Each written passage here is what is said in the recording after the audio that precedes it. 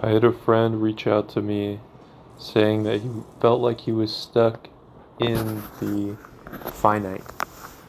What he meant by that was a reference to this Christian philosopher that I appreciate, and that guy was talking about how you can connect to what is infinite by living out infinite principles in like moment to moment actions. So, maybe the concept of the ultimate good doesn't truly exist, but it can exist in you having lunch with a friend or making muffins for somebody. And that's a few ways that you can connect infinite principles or eternal principles to, uh, I don't know, moment to moment stuff. And he's feeling lost. He's feeling not connected to those eternal principles. So, seems like he can't make a leap to connect himself there to saying like, hey, I'm playing Elden Ring right now, and it's fun. It's living life well. But our conversation went towards a place of discussing the nature of accepting death and accepting it as you know, the the price of entry for life. It's something that's included in life.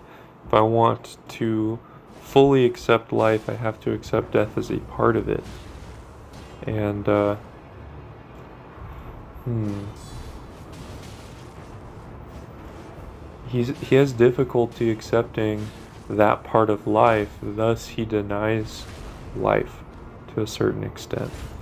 And I'm trying to encourage him to accept that part of death so that you can live life super fully. And because I don't know, if you're too afraid to leave the house, if you're too afraid to do things in life that are risky, your intensity of life is diminished, I would say.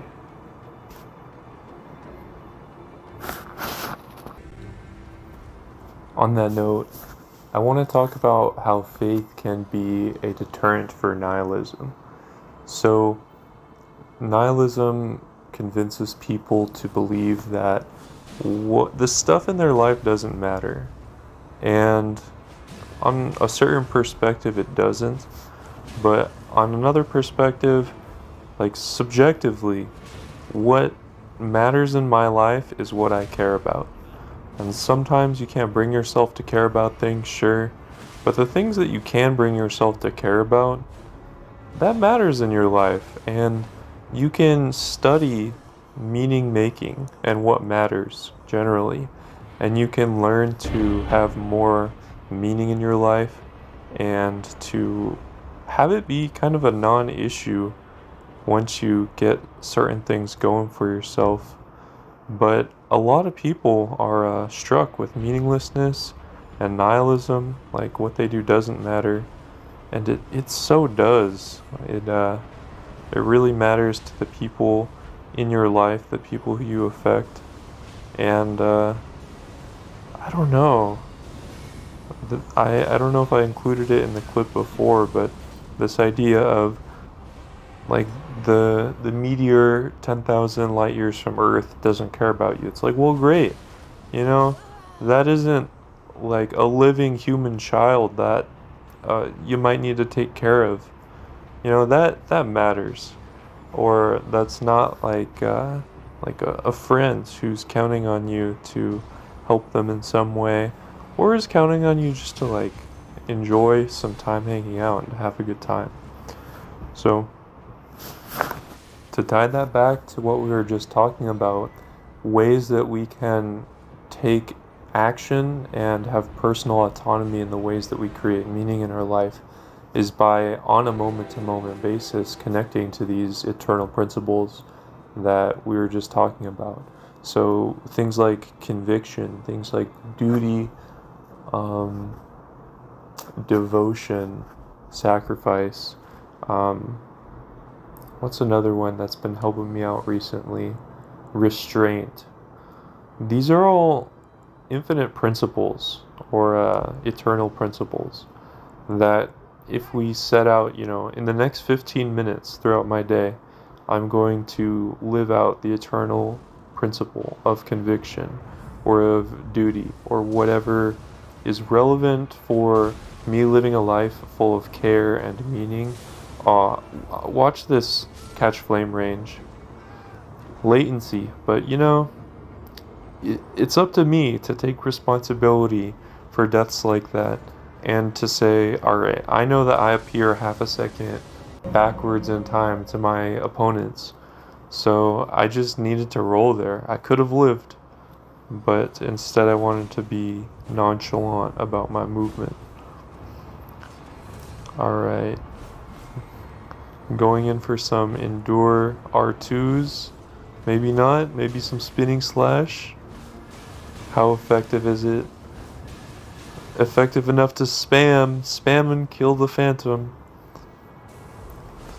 Alright, I totally have this, just a katana guy. 1v1, I'm buffed up, taking it slow, trying to parry. Let's eat a dingleberry. Come on, he's just R1ing my shield. I have to get this. What? I didn't even see the blue summon notification. I thought this was a 1v1. And again, like, these are things where, you just always gotta be, like, watching behind your back. Trust no one, not even yourself. This is gonna be the last clip of the video. Is this guy... Alright, this guy also has a milady. I'm curious to see the style that he uses it. I'm a crit fisher. I love backstabs and parries. So I have my carry and retaliation shield out. I go for that classic throwing bomb into parry bait. And that's gonna finish us out. Believe in your dreams. Over and out.